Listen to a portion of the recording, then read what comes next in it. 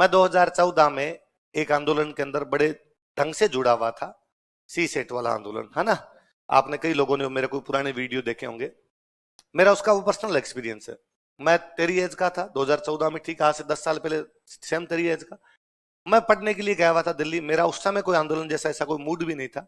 मैं एक दिन लाइब्रेरी में बैठा था, लाइब्रेरी से बाहर यूं चाय पीने के लिए बाहर आए तो देखा कि आंदोलन चल रहा है। पता हमें भी था कि इस प्रकार की कुछ गतिविधियां चल रही है। वहां खड़े थे, अपना कोई एक स्टूडेंट वहां भीड़ के अंदर था। वहां उस दिन आंदोलन में यह चल रहा था कि अलग अलग भाषा के लोग आके बोलेंगे। कारण यह था कि वो आंदोलन यूपी बिहार के लोगों का आंदोलन था। और ऐसी मीडिया ने ऐसा कुछ बना दिया था कि Hindi medium versus English medium है। बात भी सही है, यूपी बिहार वाले सारे हिंदी मीडियम के, पास ज्यादा इंग्लिश मीडियम वाले हो रहे थे तो आंदोलन था। तो यूपी बिहार वालों ने दिमाग लगाया कि यदि ये कहेंगे ना हिंदी वर्सेज इंग्लिश, फिर साउथ अपने साथ नहीं आएगा। इसलिए एक काम करो, ये कह दो इंग्लिश वर्सेज नॉन इंग्लिश। तो नॉन इंग्लिश में तो कन्नड़ भी आती है, तमिल तेलुगु भी आती है, पंजाबी मराठी भी आती है, तो ये लोग भी अपने साथ आ जाएंगे। तो उन्होंने एक दिन कहा कि हम सारे लोग जो हैं वो आंदोलन करेंगे, सॉरी अलग अलग भाषाओं के अंदर बोल के अपनी बातें बताएंगे। तो पंजाबी वाला पंजाबी में बोल रहा है, मराठी वाला मराठी में बोल रहा है, ताकि मीडिया में एक मैसेज जाए कि खाली हिंदी मीडियम के नहीं है, नॉन इंग्लिश मीडियम वाले सारे हैं। तो वहां कोई राजस्थानी बोलने वाला नहीं था कि राजस्थानी में वहां जाके बोल दे। दो कारण है, स्टेज पे जाके बोलना भी तो बड़ा अजीब सा होता है, अपने को आती है पर स्टेज पे जाके नहीं बोला जाता, शर्म भी होती है, कहीं लगता है क्यों बोले अपने। एक किसी स्टूडेंट ने मुझे खड़ा देखा तो वो मेरे से बिना पूछे मेरा नाम लिखवा के आ गया। और उसने नीचे आके उसी दिन मिला, वो दिल्ली इतनी बड़ी कौन किससे मिले, वो बार मिला, सर नमस्ते, अरे तू यहाँ क्या करता है, अरे सर मैं तो यहाँ आपके पहले से रह रहा हूँ, और सर मैंने ना अभी आपका नाम लिखवा दिया, 5 मिनट बाद आपका नाम लेंगे। क्यों लिखवाया मेरा नाम तूने। तो अरे सर वो राजस्थानी बोलने वाला कोई नहीं था, और मुझे बड़ा अजीब लग रहा था कि कोई राजस्थानी बोल नहीं पता, मुझे आती है पर मेरे से वहां जाके बोला नहीं जाता, आपको आती भी है, आप बोलना भी जानते हो तो बोलो ना ऊपर जाके। मैं मरे हुए मन से ऊपर गया। ऊपर गया तो वहां जो एंकर महोदय खड़े थे, उन्होंने जाते ही कहा कि देख लाइन लगी हुई है हमारे पास लोगों की बोलने वालों, माइक बंद करके धीरे से, कि लोग हैं। इसलिए ये नहीं होता कि माइक लेते आदमी लगता मैं नेता हूं, आधे घंटे छोड़ता ही नहीं है। तो उन्होंने कहा टाइम है 2 मिनट का, 2 मिनट में बोल और फटाफट उतर। अपने को वैसे नहीं बोलना था, मैंने कहा भाई 1.5 मिनट में खत्म कर देंगे, क्यों चिंता करता है तुम। मैं लिया माइक, माइक लेते आपने पहले बोली एंकर महोदय ने कहा कि 2 मिनट में समाप्त करनी है, मैं आपकी बात को 1 मिनट 40 सेकंड में समाप्त करूंगा। सिंपल सा एग्जांपल दिया। मैं को भाषा से क्या प्रभाव पड़ता है कि राजीव गांधी देश के प्रधानमंत्री थे, हमारे नागौर आए हुए थे। नागौर में किसान ने खड़े होकर उनसे पूछा कि सर जो लाल मिर्च है, वो लाल मिर्च जो मार्केट से हम लेके आते हैं वो तो मिलती है महंगी, हम जब हरी मिर्च उगाते हैं वो जब मार्केट में बेचते हैं वो मिलती है सस्ती, ऐसा क्यों है। और मैं प्रधानमंत्री जी को इन बातों का पता नहीं था। उन्होंने कहा तुम हरी उगाते क्यों, लाल ही उगा लिया करो। तो जब व्यक्ति को जानकारी नहीं होती गांव की तो कभी भी ढंग से काम नहीं कर पाता। इसलिए आईएएस में भी ऐसे लोग भी आने चाहिए, केवल इंग्लिश मीडियम वाले लोग भी नहीं आने चाहिए, क्योंकि उनको गांव गांव में जा करना पड़ेगा। होगी 1.5 मिनट, मैंने कहा बाय बाय। अब ऐसी को उस बात पे जनता ने कोई इतनी तालियां बजा दी कि नीचे जनता ने कहा वंस मोर वंस मोर। तो अब एंकर को कहना पड़ा कि भाई राजवीर और बोलेंगे तो अपने 10 मिनट तक पंचायती और कर गए।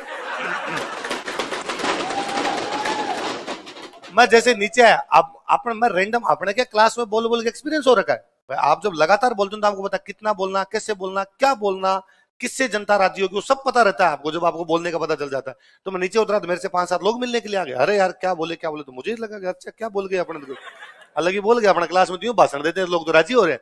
और डंके डीयू के प्रोफेसर वगैरह मेरे से आके मिले, तो अब और उन्होंने मेरे नंबर ले लिए और कर लिए। तो अब वो मेरे को फोन कर देते कि वहां आज तक का चैनल के अंदर कोई डिबेट है उसमें जाना, तू चल। तो एक आज तक वाला मेरा खूब वायरल हुआ था अर्जुन राम जी के साथ में। वो नॉर्मल मेरे को सर लेके गए थे और वो पूरा फिक्स होता है, वो पहले कहते हैं ये बोलेगा। मैं कई बार अब भी सोचता हूँ कि उस वीडियो को कोई यदि ढंग से देखें तो उसमें साफ साफ पता चल रहा है कि 60 गांठ है। कि अंजना कश्यप एंकर है और वो कह रही है मंत्री जी आपके राजस्थान का, आपके बीकानेर का एक लड़का आपसे बातचीत करना चाहता है, उसको क्या पता मैं राजस्थान और बीकानेर का हूं भीड़ में।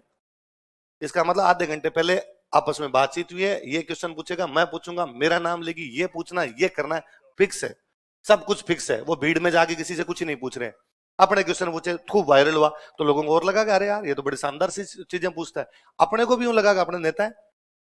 अब वो बुलाते तो अपने पढ़ाई वढ़ाई तो की बंद, अपने आंदोलन।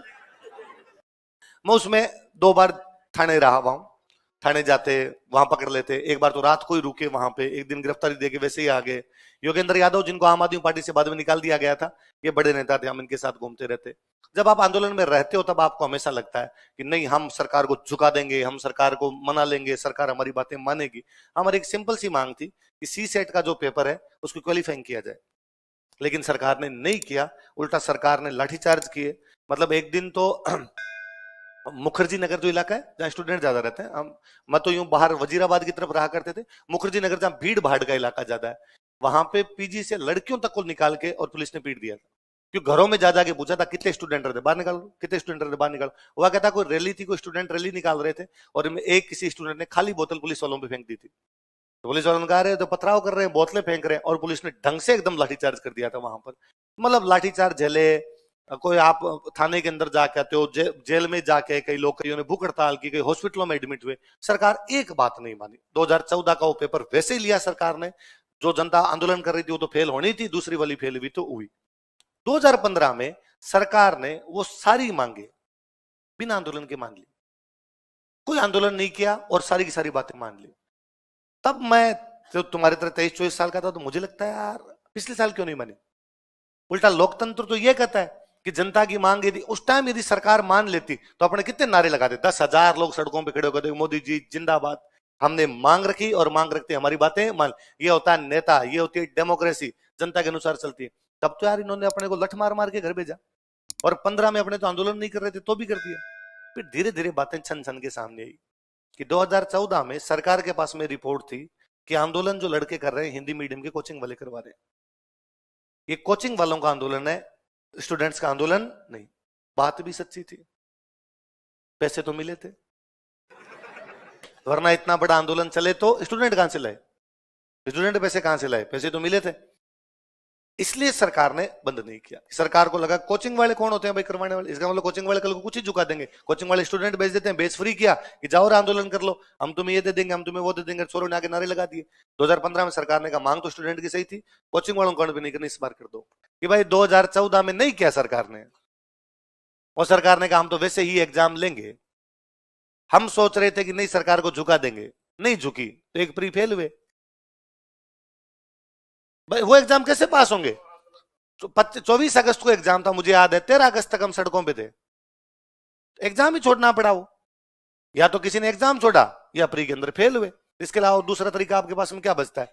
आप आंदोलन, जब हम 13 अगस्त तक में आंदोलन कर रहा था मुझे लगता था नहीं सरकार मानेगी, और सरकार कैसे कर सकती है, आप अंदर रहते हो तब आपको सिस्टम वैसा ही दिखता है, नहीं मानी सरकार। सरकार राज है जी, राम और राज का किसकी चले।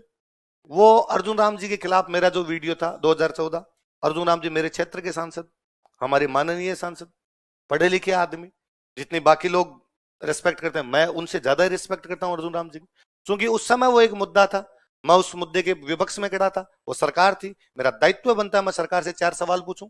और मैंने पूछा सर से कि भाई ये ऐसा क्यों हो रहा है, ऐसा क्यों हो रहा है, ऐसा क्यों हो रहा है। एक वोट देने के नाते मेरा सबसे अच्छा अधिकार था कि मैंने उनसे सवाल पूछे, उन्होंने जवाब दिए। आप जवाबों से संतुष्ट नहीं हो वो बात दूसरी है, पर उन्होंने अपना कर्तव्य निभाया, मैंने मेरे निभाया। अब वो वीडियो, मैं शायद टीचर नहीं बनता, मैं शायद इतना थोड़ा बहुत ही वीडियो के माध्यम से पॉपुलर नहीं होता, तो कोई ध्यान ही नहीं देता। सैकड़ों लोग इस प्रकार के वीडियो में जाते देते हैं। 5 साल बाद किसी ने वीडियो निकाला वो, और वीडियो निकाल कर लगाया, ये देखिए एक छात्र की ताकत, मंत्री जी को करा दिया चुप। नीचे जनता के अपने वालों को, यूपी बिहार वालों को मैसेज है, स्टूडेंट ऐसे ही होने चाहिए, हमें ऐसे ही बेबाक छात्र चाहिए। नीचे अपने जनता को लिखा, अरे ये छात्र मास्टर है